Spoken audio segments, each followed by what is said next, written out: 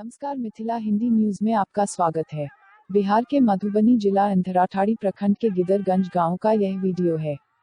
चारों तरफ से ग्रामीण मिलकर पुलिस के ऊपर हमला कर दिया। झंझारपुर अनुमंडल के गिदरगंज अंधराठाड़ी में कुछ उत्पादी लोगों को लॉकडाउन एवं सोशल डिस्टेंस का पालन करवाने गई प्रशासन के साथ लोगों ने अमानवीय व्यवहार किया।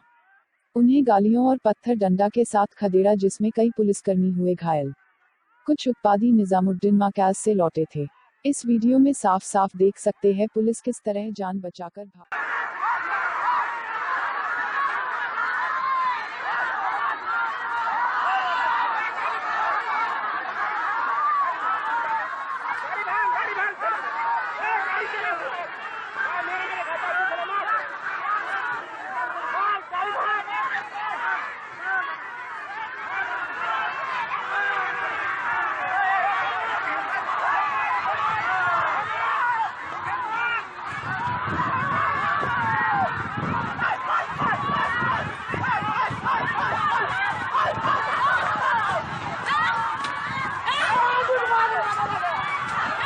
छूटा बाजार से छूटा